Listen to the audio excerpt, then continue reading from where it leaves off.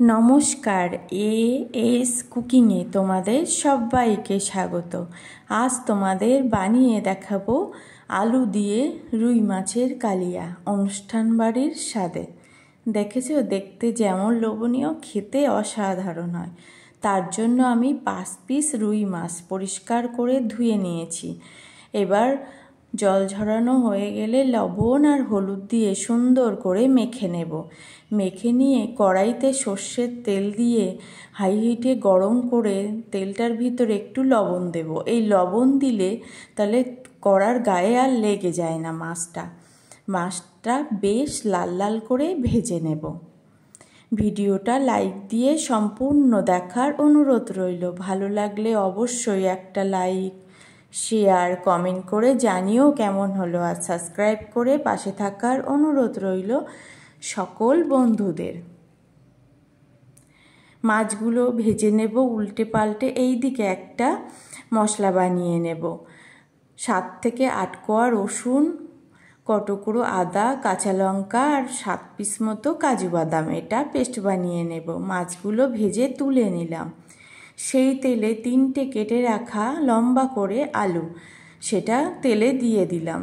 তেলে দিয়ে বেশ লো আছে লালচে করে ভেজে নেব। এমনভাবে ভাজবো যেন ভাজতে ভাজতে আলুটা হাফ সিদ্ধ হয়ে যায়, সেইভাবে আলুটা ভেজে নেব।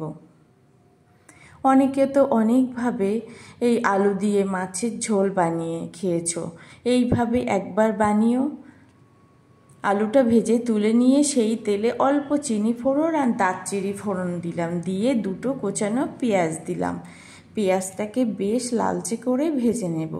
তেলে চিনি দিলে রান্নার কালারটা দারুণ আছে আর টেস্টটাকে ব্যালেন্স করে। পেঁয়াজটা একটু লাল লাল করে ভাজা হয়ে গেলে সেই বেটে রাখা, একটু দানা রেখে আমি বেটে নিয়েছি, সেটা দিয়ে দিলাম। দিয়ে বাটিটা ধুয়ে বেশ একটু জল দিলাম। এই জল দিয়ে মশলাটা কষালে আর পুড়ে যাওয়ার ভয় থাকে না। এবার একটা টমেটো কুচি দিলাম, ছোট্ট একটা টমেটো কুচি দিয়ে এটা হতে দিলাম যতক্ষণ না আদা রসুনের কাঁচা গন্ধটা ছেড়ে যায়। এইদিকে একটা মশলা বানিয়ে নেব। একটু বাটিতে একটু জল নিয়ে 1/2 চা চামচ ধনিয়া গুঁড়ো, 1/2 চা চামচ জিরের গুঁড়ো, পরিমাণ মতো দেব লবণ, 1 চা চামচ কাশ্মীরি লাল লঙ্কার গুঁড়ো, এটাকে সুন্দরভাবে গুলিয়ে রেখে দিলাম।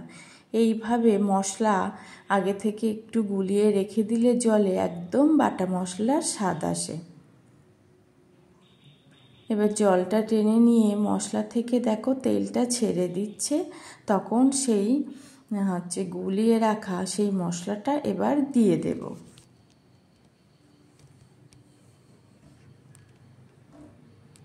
মশলাটা দিয়ে বাটিটা ধুয়ে আর একটু জল দেব। জলটা দিয়ে আবার সুন্দরভাবে মশলার সাথে এবার কষিয়ে নেব।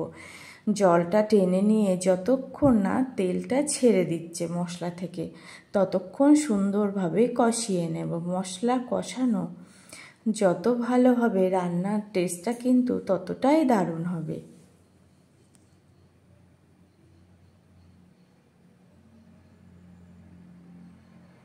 মশলা থেকে তেলটা ছেড়ে দিয়েছে, কাঁচা গন্ধ বেরিয়ে গেছে। এবার সেই ভেজে রাখা আলুটা দেব। দিয়ে অল্প গরম জল দিয়ে ভালো করে মিশিয়ে আলুটাকে ঢেকে কিছুক্ষণ রান্না করে নেব। এই অল্প গরম জল দিয়ে মশলার সাথে আলুটা যদি সুন্দরভাবে কিছুক্ষণ রান্না করা যায়, আলুটার ভেতরে মশলাটা ঠিকভাবে ভিতরে ঢুকে যায়, আলুটা খেতে কিন্তু দারুণ লাগে।